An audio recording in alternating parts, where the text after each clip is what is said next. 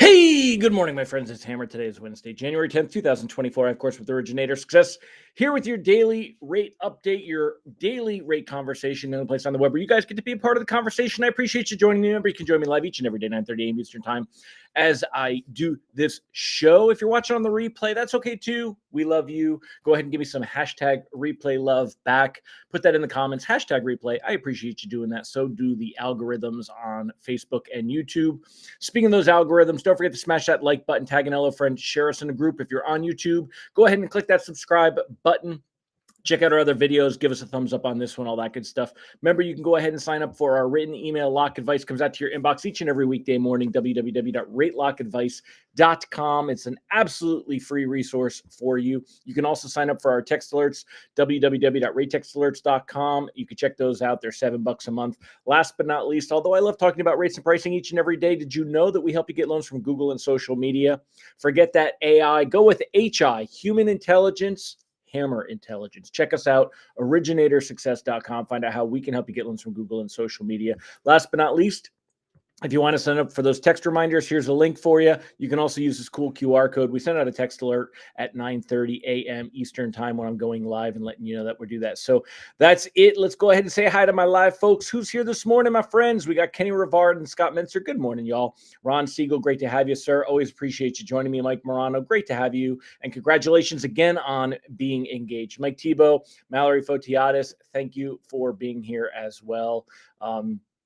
Ron says he works off LOI, lack of intelligence. Nah, you're a very bright guy. Kyle Mazikas, great to have you here. Cindy Pulliam, good morning. Again, great to have all of you here. All right, I'm going to jump over to the screens and let's get to the good stuff here, show you what's going on this morning. Mortgage-backed securities up 16 basis points to start the day. It puts us very much flat where we've been the last couple of days, meaning rate sheet's going to be very much like we've seen the last couple of days. You can see here, really not much of a movement. It looks like a bunch of peaks and valleys, but really overall, this is not much movement at all.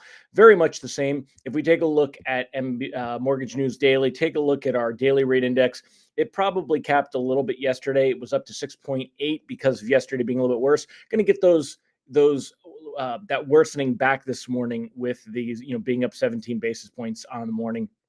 So that's a good signal, good sign. If we take a look at the 10-year Treasury yield, 3.989, meaning 3.9. Look at it fighting to get below 4%. That is a very big deal, whether we want to kind of realize it or not. Again, it's very much been flattening. Overall, this is great for rates. This is a good sign. I've got a Bloomberg article that I was reading this morning. Talks about here, U.S. inflation set to fade in 2024 as goods prices keep falling. Now, if this is actually the case, and again, this is just a Bloomberg article, we can't necessarily give it more validity than it deserves. But if it is true, this is exactly what we want to be seeing. Tomorrow, we get that CPI inflation report like they're referencing here. It's going to give a preview of coming disinflation. Remember, we don't have deflation. Deflation is the price of goods actually falling, and inflation, the opposite, where we actually have deflation and everything is dropping. We don't want deflation. Deflation is actually a negative thing. We have disinflation, which is a reduction in the amount of inflation. And that's what we do want to see. We want some inflation. Remember, we went through the 2010, 2018, went through those 8 years with very, very little inflation. So U.S. inflation set to further recede in 2024, ending the year near the Fed Reserve's 2% target as economic disruptions from the pandemic fade further and prices of some goods even decline. The downdraft should keep the U.S. Central Bank firmly on course for lower interest rates, with cuts expected to come as soon as March. Of course, we're going to start talking more and more about the politics of the situation, but I'm going to leave that out of here for now. The December report on consumer prices, released by the U.S. Bureau of Labor Statistics Thursday, that's going to be that CPI inflation report's coming out tomorrow, will probably give a taste of the disinflation to come in the months ahead. Prices overall have stopped rising in some like those for cars are falling. So we're going to, get to see. Now, again, if tomorrow we do get a good inflation report, that's going to help us to see improved pricing. We'll talk more about that in a minute. I don't want to read you the whole article, but yet I'm going to read you the whole article, right? There's some actually interesting things in here. Thursday's report will probably show core inflation, excluding food and energy, moderated to 3.8% in the 12 months. So this is the core year-over-year number. And this is what they're forecasting it over at Bloomberg, right? So according to a Bloomberg survey, they're saying 3.8%. Now, if we see that core number come in better than what's expected, we're going to see rates improve a little bit more. Not a lot, but a little bit more. They'll go back down. If we take a look at say, the Mortgage News daily rate chart, we'll see it go back down to 6 5/8 rather than up here being in the higher sixes, right? So 6 3/4. So we would see that. Now, the surprise development in no small part thanks to a turn lower in core goods prices, which dropped for 6 straight months through November, followed a jump of about 16% from 2020 to 2023 when a surge in consumer demand and supply chain disruption sent prices of items like cars and clothes soaring. So overall, again, this is kind of the take. One thing to remember, though, nobody actually knows what's going to happen on tomorrow's data. It's going to be all a reaction to it. So if you've got any loans that are closing in the next week, 2 weeks, and you want to lock them because you don't want to risk floating into tomorrow, there's no shame in that. We could be leaving some money on the table. However, if we get a favorable report, we're going to see rates improve a little bit. What that's going to help us do is we're going to see that Fed futures, we're going to see those continue to improve. Now, right now, 95% expectation that there will be no change to the Fed funds rate in January. We talk about this every day. But in March, look at this number. It's improving again. And that's going to help bond yields improve. It's going to help rate sheets improve. Right now, we're at a 30%. That means 70% expectation for a better rate, a rate cut in March by the Fed, whereas we were up to 40% just a few days ago. If we get strong CPI inflation data tomorrow comes in better than expected, or even if it comes in as expected, it's possible, but not likely. But if it comes in even slightly better than expected, we're likely to see this drop maybe all the way down to 10 or 15%.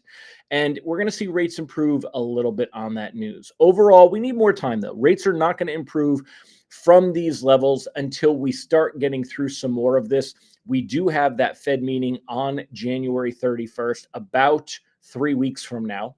And then we're going to have that March meeting. So they're going to be looking for that Fed, meeting and that press conference to come here before we see any significant changes in rates and such going on there. So I do see some comments. Let's go ahead and answer you guys here. Robert said, didn't they improve this time last year for about 48 hours and then go to crap the following week? Let's take a look at the chart and see about that. So let's see. To answer Robert's question, let's go to a year. And if we look at a year ago, I can look and see when exactly we had the meeting. But yes, right here, you could see that they did go to crap. But very different circumstances this year, Robert. Again, we are on the other side of a Fed pivot. Back then, it was not questioned that the Fed was going to stop raising rates.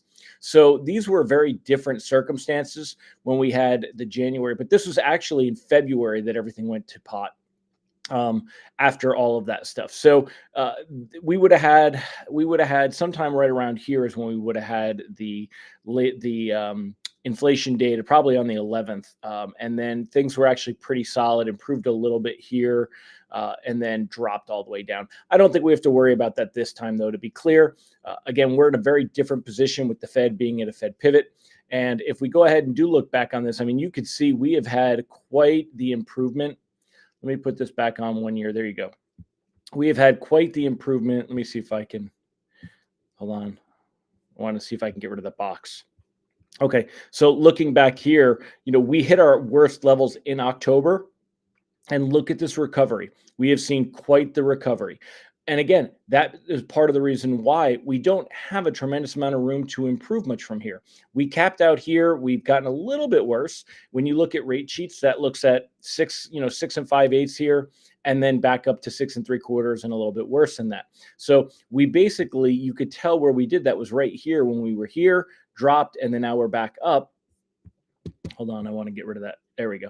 So we were down. Now we kind of came back up. We've got room to go back up. That'll bring us back down, and we'll probably improve past this. We'll probably continue. And as we go back through 2024, we're going to see this continue to rise, and it'll be higher than where we came in at 2023. So we do want to be, looking forward to better stuff to come and all that good stuff. So, good morning, John Werner. Good morning, Denise, Bobby Searson, Thomas Wolf, Steve Lacefield. Great to have all of you here. So anyway, that's where we're at. As far as the lock advice goes, we want to go ahead and cautiously float. Ron's got a good point as well. He says charts can be misleading sometimes. Look at rates between 12/29/22 and 12/29/2023. Minimal change, but what a ride in the middle. Yeah, very much so. And, again, also, as you know, and have pointed out, we're also seeing a reduction in the spread between the 10-year Treasury yield and mortgage-backed securities, which is going to help mortgage rates. We're also coming to the end of quantitative tightening, which we've been doing for, I want to say 18 months, maybe longer, maybe coming up on 2 years. So that's going to be a big difference as well, right? So anyway, when it comes to rates, we can't control rates. Remember, you want to be paying attention. You want to be controlling the conversation about rates with your consumer. Use some of the things that we look at together as talking points. Don't try to necessarily explain it all to your agents and consumers.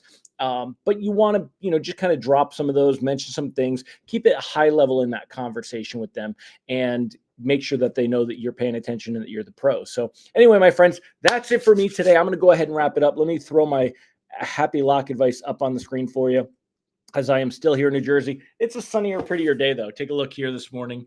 At least, look at that. It's overexposed because you can't see it. It's a sunnier day. All the snow here in Jersey, gone. It rained. I've got my Tempest weather station in North Carolina at my house, and it told me that we got 50-mile-an-hour gusts of wind, 48 miles per hour, actually, and 3.5 inches of rain yesterday. So a lot of rain up and down the East Coast, especially here in New Jersey, washed away all the snow.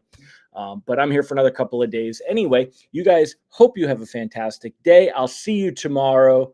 Bye-bye.